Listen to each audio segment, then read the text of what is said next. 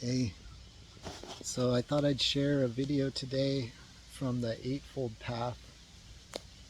It's a place where I've been doing some deep studies of nature, art, and spirituality.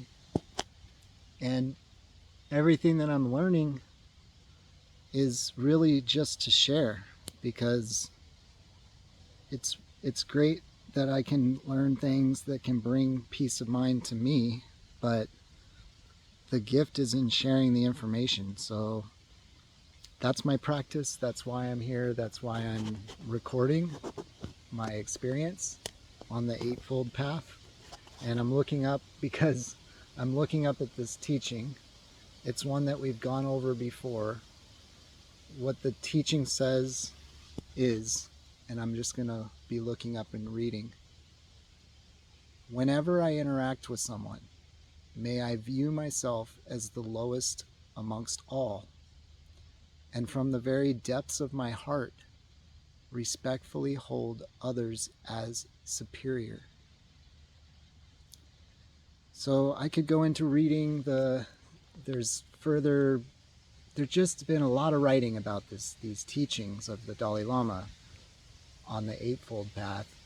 And I love reading the teachings, but a lot of times what works for me as someone that's in tune with my spirit is that I look for the simple connections. And right now, the teaching is drawing me towards this from the very depths of my heart.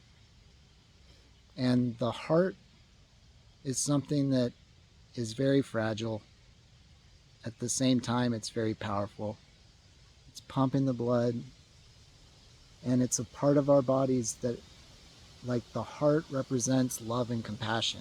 It just does. I don't know if there's any culture in the world where the heart isn't a symbol of love and compassion. So I started doing this thinking, let's call it, because this is about training the mind, is that where is the mind?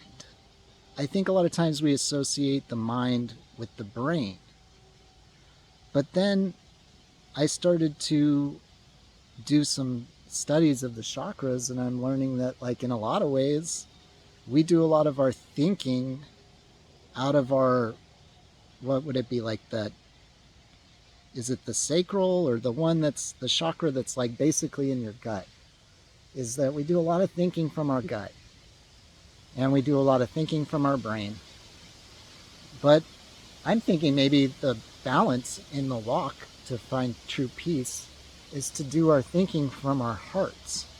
So I've been really focused a lot on the heart chakra, activating my heart chakra, speaking from my heart.